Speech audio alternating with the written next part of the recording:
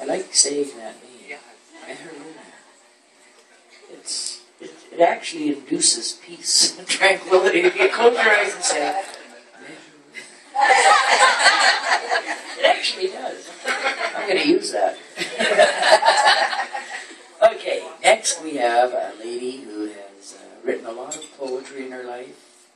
She's a lady that I respect very much, and she's been through a lot in her life, and I'm just so pleased that she is in this book, and that her health has bolstered back from, I guess you could say, near death.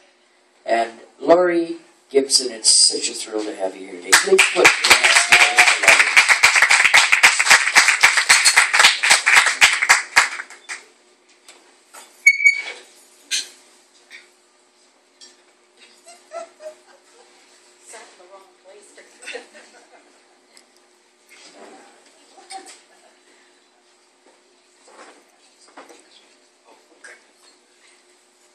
I'm just thinking you're a lot taller than me, so I'll help you out with the mic.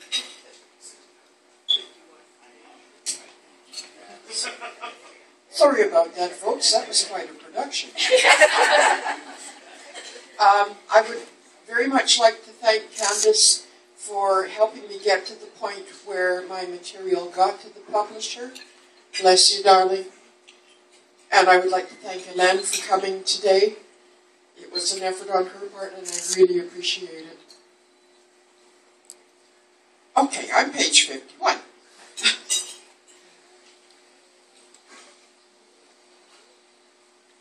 I'm having a rather difficult day today for several reasons, but here we go.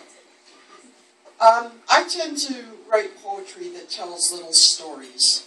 And this is one called The House Where Nobody Lives. In the house where nobody lives, there's a Chinese jug by the lime green door where nobody goes in and out anymore, and the dust lies in ruins on the floor of the ruin that's the house where nobody lives. In the house where nobody lives, there's an empty chair by a crumbling wall and an old telephone that nobody calls. But nobody cares, because nobody's there in the house where nobody lives. In the house where nobody lives, faint echoes of laughter can still be heard, and the soft murmurings of indistinct words that once were spoke by the resident folk of the house where nobody lives. In the house where nobody lives, the windows look like sad, empty eyes, mascaraed by dead and dying flies, and mice write script in the dust of the crypt that's the house where nobody lives. In the house where nobody lives, glass shines like diamonds on the kitchen floor, where a pack of vandals broke down the door. But the fools were blind. There was nothing to find in the house where nobody lives. In the house where nobody lives, lifetimes of memory cling to the frame, but nothing will ever live here again. For suddenly, fire, a funeral pyre, for the house where nobody lives.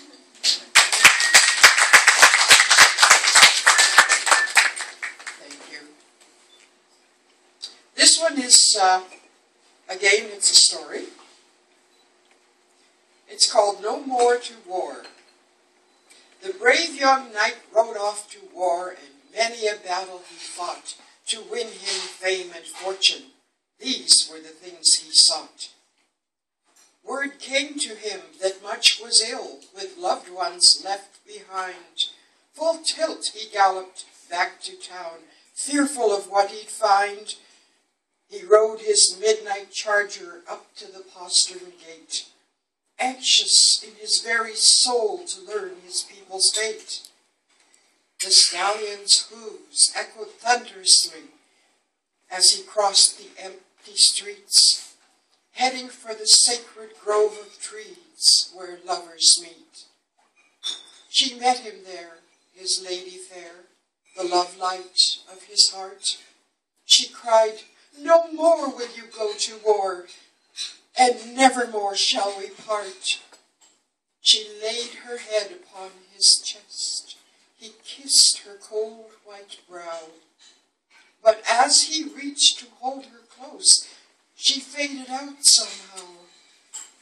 And wraith-like hands reached out to take the essence of his life, and he became a death-time mate to the spirit of his wife. Now along the corbelled cloister glide the ghosts of yesterday, and the bones of the war horse mold in the grass, and the weapons rust where they lay.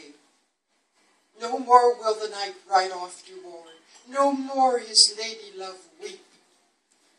They are united with their souls conjoined as they lay in eternal sleep.